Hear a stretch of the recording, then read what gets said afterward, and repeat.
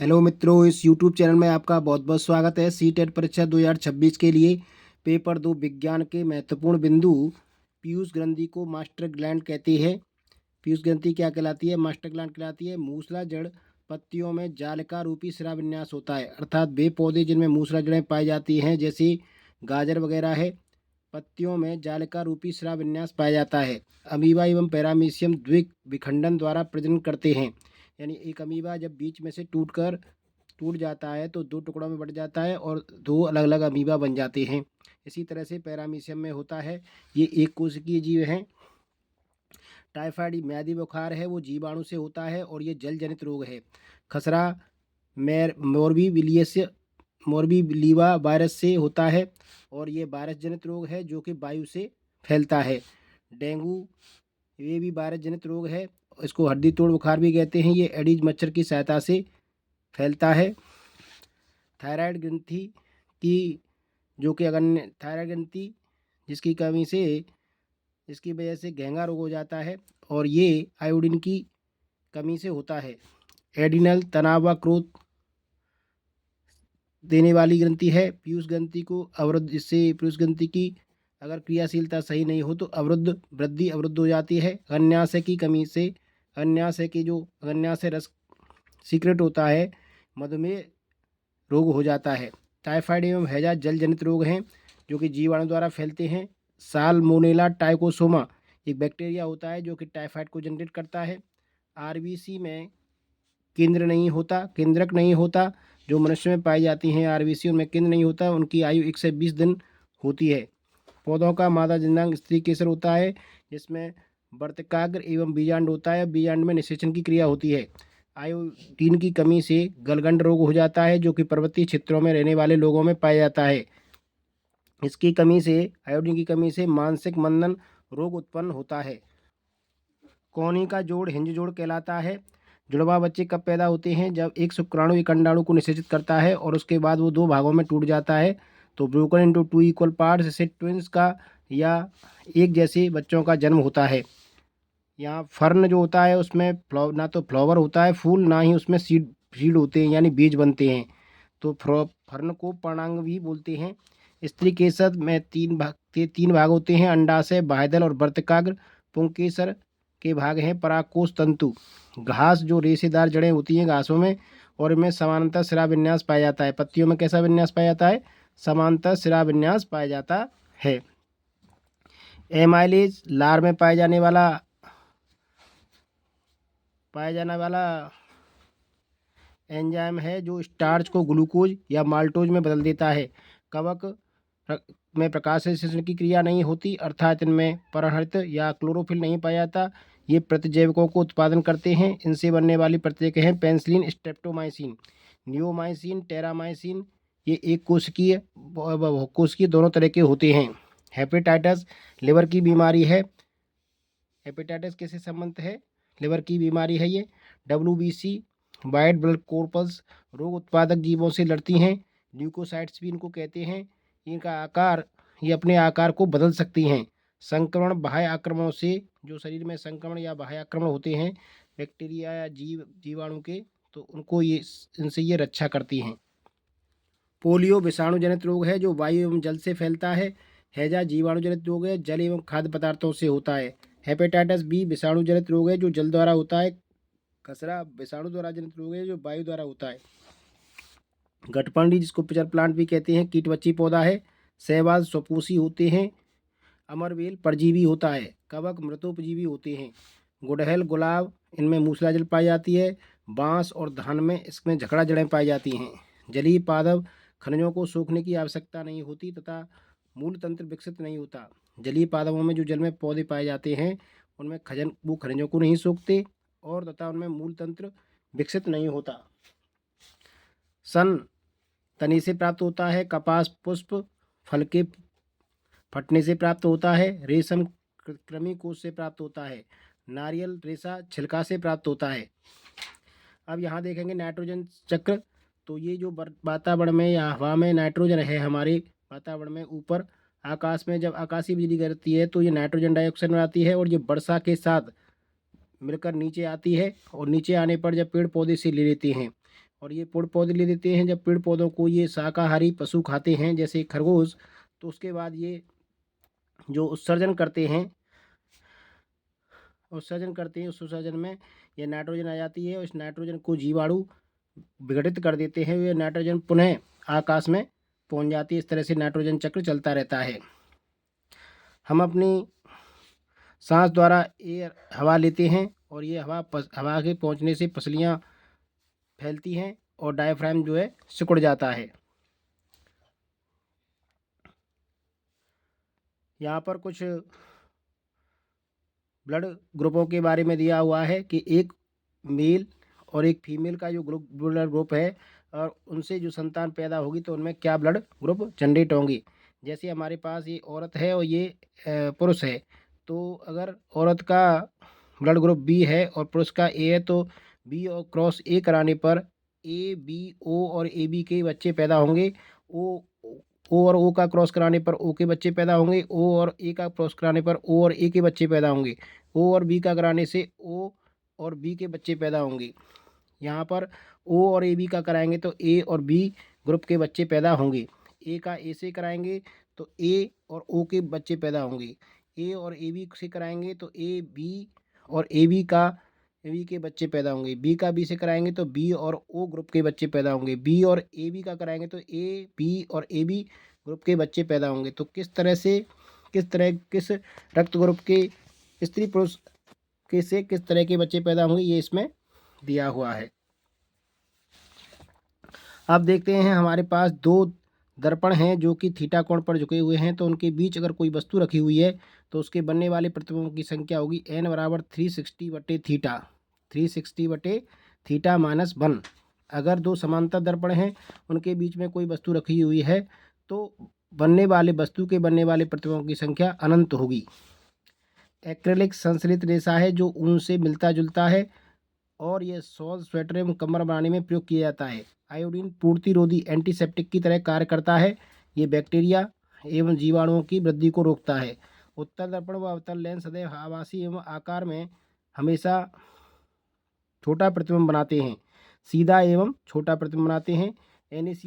NaCl उदासीन लवण है, made from strong base and strong acid. यह स्ट्रॉन्ग बेस और स्ट्रॉन्ग एसिड से बनने वाला है। KCl K2SO4 NaNO3 पाचन के बाद सरल शर्करा में विघटित होता है। कार्बोहाइड्रेट ग्लिसरॉल में विघटित होता है। वसा अमीनो अम्लों में प्रोटीन टूट जाता है। प्रोटीन काय में टूटता है? एमिनो अम्लों में टूटता है। वसा ग्लिसरॉल में, कार्बोहाइड्रेट सरल शर्करा में टूट जाता है। चींटी, टिड्डा और तिलचट्टा कॉकरोच कीट हैं जो श्वसन नली के माध्यम से सांस लेते हैं। घेंगा गलफड़ों एवं टिड्डिनिया से सांस लेता है। मछलियों के हृदय द्विकोशिकीय हृदय, एक अलिंद एवं एक निलय होता है। यानी मछलियों के हृदय में दो कोष्ठक होते हैं, उसमें एक अलिंद और एक निलय होता है। बेकेलाइट तथा मेलामाइन दोनों ही थर्मोसेटिंग प्लास्टिक हैं। कॉपर वायु से क्रिया कर CuCO3 और COH का होल्टॉइस हरे रंग का एक मिश्रण बनाता है। वायु, लकड़ी, प्लास्टिक ऊष्मा के कुचालक हैं। सोना, चांदी और प्लेटिनम मुक्त धातुएं हैं, यानी ये फ्री मेटल्स हैं। Au, Ag, Pt ये कैसी हैं? फ्री मेटल्स हैं, यानी पृथ्वी पर ये मुक्त रूप में पाई जाती हैं। ये किसी के साथ संयोग नहीं करती, किसी से साथ मिक्स नहीं होती। कार्बन डाइऑक्साइड कैल्शियम हाइड्रोक्साइड से क्रिया करके COCO3 विलेयशील देता है। इसका रंग दूधिया होता है। सोडियम बेंजोएट C6H5CONA परिरक्षक की तरह कार्य करता है।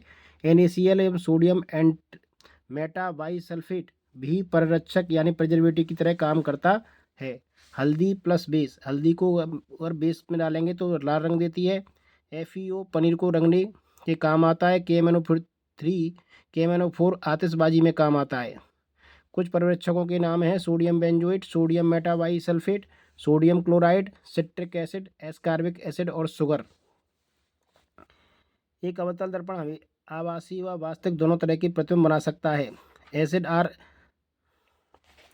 सोर इन टेस्ट, जो अम्ल होते हैं वो स्वाद में खट्टे होते हैं और अम्ल नीले लिटमस को लाल कर देते हैं जिनके pH का मान 7 से कम होता है। सोडियम को चाकू से काटा जा सकता है। ये बहुत ही मुलायम धातु होती है सोडियम, इसको चाकू से काटा जा सकता है और यह पानी से क्रिया करके ज्वाला देती है, इसलिए इसको केरोसिन में रखा जाता है। चमकने वाली धातु है आयोडीन। वायु के संपर्क में जलने वाली धातु है फास्फोरस। पानी में अशुद्धि होने पर फ्रीजिंग पॉइंट घटता है व बॉइलिंग पॉइंट बढ़ता है। अगर पानी में कुछ अशुद्धियाँ मिली हुई हैं, शुद्ध पानी नहीं है, तो उसका जो फ्रीजिंग पॉइंट यानी हिमांक बिंदु होगा, बर्फ़ में जमने का बिंदु, वो घटेगा और बॉइलिंग पॉइंट बढ़ेगा। उत्तल दर्पण व अवतल लेंस सदैव आभासी एवं सीधा प्रतिबिंब देते हैं। सल्फर डाइऑक्साइड जो कि अधातुई गैस है, अधातु है, वो ऑक्सीजन से क्रिया करके सल्फर जो अधातु है वो सल्फर ऑक्सीजन से क्रिया करके सल्फर डाइऑक्साइड बनाती है और ये सल्फर डाइऑक्साइड पानी से क्रिया करके सल्फ्यूरिक अम्ल बनाती है। अधातुई ऑक्साइड हमेशा अम्लीय होते हैं। लिटमस लाइकेन से प्राप्त होता है। नीला लिटमस पर अम्ल डालने से वह लाल हो जाता है और लाल अम्ल पर अगर हम छाट डालते हैं तो वो नीला हो जाता है। सोडियम पोटेशियम को केरोसिन में रखा जाता है। कपूर मैग्नीशियम ज्वाला के साथ दहन करते हैं। धातु इसका 25 डिग्री सेंटीग्रेड पर रूम टेम्परेचर पर ये पाई जाती है धातु। इसका मेल्टिंग पॉइंट है 25 डिग्री सेंटीग्रेड। Hg पारे का, एल्यूमिनियम का 660 सेल्सियस डिग्री सेल्सियस है, कॉपर का 1084 है और आयरन का 1538 डिग्री सेल्सियस है। ये सभी बिंदु सीटेट परीक्षा में पूछे जा चुके हैं। धातु मरकरी Hg द्रव रूप में होती है नॉर्मल टेम्परेचर पर। ब्रोमीन ऐसी धातु है जो नॉर्मल टेम्परेचर पर द्रव में पाई जाती है और मरकरी ऐसी धातु है जो नॉर्मल टेम्परेचर पर द्रव रूप में पाई जाती है। वायु, दूध, सावन का झाग, मृदा, समुद्री पानी, ये सभी मिश्रण हैं। सोडियम जब जल से क्रिया करती है तो NaOH क्षार बनाती है। फिनोलिपिथिलीन क्षारों के साथ क्रिया करके गुलाबी रंग देता है। फिनोलिपिथिलीन बेस से जब क्रिया करता है क्षार से तो पिंक या गुलाबी रंग देता है और एसिड से क्रिया करता है तो रंगहीन बनाता है। अधातुएं सामान्यतः पर जल से क्रिया नहीं करती। अधातुओं के ऑक्साइड हमेशा अम्लीय होते हैं। अधातुएं डायल एसिड के साथ क्रिया न करके कंसंट्रेटेड एसिड से क्रिया करती हैं, यानी ये सांद्र एसिड से क्रिया करती हैं, सांद्र अम्ल से, तनु अम्ल से क्रिया नहीं करती हैं धातुएं। एल्यूमिनियम के बर्तन में आंवले का अचार नहीं रखना चाहिए। रेयॉन सेलुलोज फाइबर से बना मानव निर्मित फाइबर है। HCl अमाशय में ज़्यादा स्रावित हो तो मैग्नीशियम हाइड्रोक्साइड लेते हैं, इसे मिल्क ऑफ मैग्नीशिया कहते हैं। ये कि एंटा एसिड है जो एसिड को मारता है। H2 पॉप की ध्वनि के साथ जलने वाली गैस है। ये पॉप की ध्वनि देने वाली गैस है। H2 hydrogen 2H2 plus O2 2H2 बनाती है, प्लस एनर्जी निकलती है। सोडियम को केरोसिन में रखा जाता है। सोडियम को किस में रखा जाता है? केरोसिन में रखा जाता है, क्योंकि जल से क्रिया कर लेती है। किसी पदार्थ से कागज पर लिखने पर वो कुछ दिखाई नहीं देता। जब उस पर चुकंदर का रस मिला जाता है तो लिखे शब्द दिखने लगते हैं। इसका सही उत्तर है NaSCO3। बेकिंग सोडा से लिखें अगर किसी कागज पर तो दिखाई नहीं पड़ता, लेकिन उस पर अगर हम चुकंदर रगड़ दें तो वो दिखने नहीं लगता है। सोडियम धातु मिट्टी के तेल में रखी जाती है। फास्फोरस को जल में रखा जाता है। NaOH की गुटिकाएँ प्लास्टिक शीशी में और पारे को कांच की शीशी में रखा जाता है। लकड़ी, वायु, रेत, ये सभी मिश्रणों का समूह है। जल यौगिक है, नमक यौगिक है। तत्वों का निश्चित अनुपात अगर हो किसी मिश्रण में तो उसे यौगिक बोलते हैं, और जिसमें तत्वों का जो अनुपात है वो अनिश्चित हो तो उसे मिश्रण ही बोलते हैं। फास्फोरस अधात्विक स्नेहक है। जिंक जल से क्रिया न करके भाप से क्रिया करता है। Zn+H2O ZnO+H2। NaOH3 baking soda में सोडियम धातु होती है। सल्फर एक अधातु है जो पटाखों में प्रयुक्त होती है। मैग्नीशियम का बायर ऑक्सीजन से क्रिया करके जलने लगता है, मैग्नीशियम ऑक्साइड बनाता है, और ये मैग्नीशियम जो हाइड्रोक्साइड है वो लाल लिटमस को नीला कर देता है।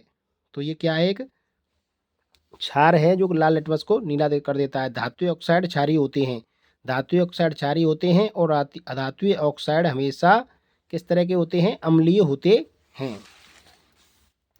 अधातुओं के ऑक्साइड नॉन मेटल ऑक्साइड अम्लीय होते हैं। एल्यूमिनियम अधातु वर्धनीय है, इसके कारण इसे खाद्य सामग्री लपेटने के लिए फॉयल बनाने के में प्रयोग किया जाता है। क्यों किया जाता है? क्योंकि ये घात वर्धनीय है। कार्बन एक धातु है जो तीन रूपों हीरा, ग्रेफाइट एवं फुलेरिन के रूप में पाई जाती है। ब्रोमीन एक धातु है जो सामान्यतः पर द्रवीय अवस्था में पाई जाती है। कॉपर तांबा एक धातु है जो पीतल व कांसा बनाने में प्रयुक्त होती है। क्लोरीन यह धातु जल को रोगाणु मुक्त करने में प्रयुक्त की जाती है। जिंक धातु जो विद्युत लेपन में प्रयुक्त की जाती है। CuSn Cr Au Ni Ag PdB ये धातु हैं जो लेपन में प्रयुक्त की जाती हैं, यानी एक धातु पर दूसरी इन धातुओं की परत चढ़ाई जाती है। जूट जलाने पर चमकदार रोशनी स्लेटी काली राख के साथ जलता है। ऊन कुंचित होकर जलता है गहरी दरदरी राख से। रेयॉन जलने पर पिघल जाता है।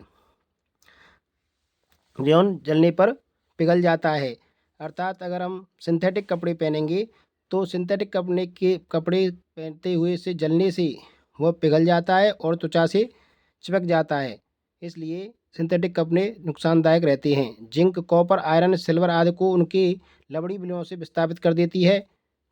क्योंकि यहाँ पर हमारे पास रिएक्टिविटी सीधे है। केदारनाथ का माली आलू जरा फीका पकाता है, कॉपर हटाओ चांदी सोना पाओ।